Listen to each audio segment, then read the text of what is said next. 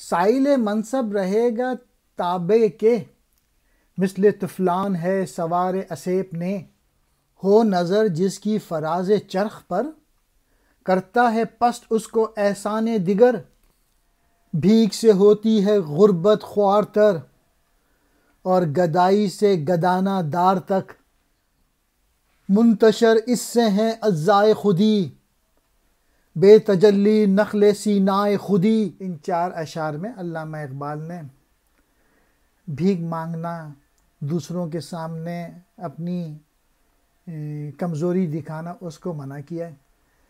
تو اقبال کہہ رہے ہیں کہ تو کب تک مرتبہ اور اقتدار کی بھیک مانگتا رہے گا، یعنی بچوں کی طرح باز کے ڈنڈے کی سواری فضول کاموں میں مصروف رہے گا۔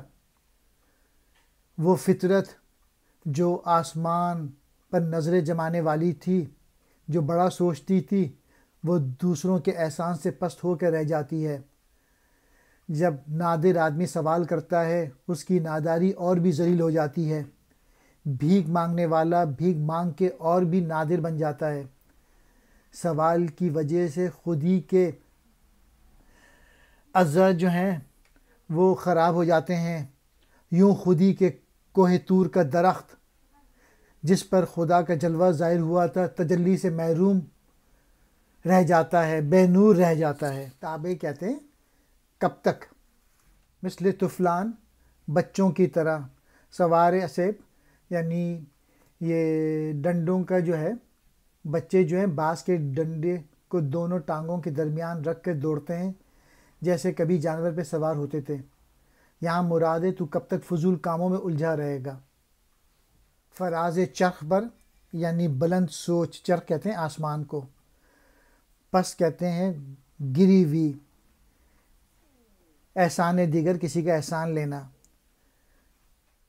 غربت خوار تر یعنی غریبی کی وجہ سے انسان ذلیل ہو جاتا ہے۔ افلاس کہتے ہیں مفلسی کو، فقیری کو۔ خوار تر زیادہ ذلیل، زیادہ رسوا۔ گدائی کہتے ہیں بھیک مانگنا یا کسی کے آگے ہاتھ پھیلانا۔ نادر تر زیادہ مفلس۔ نخل کہتے ہیں درخت کو۔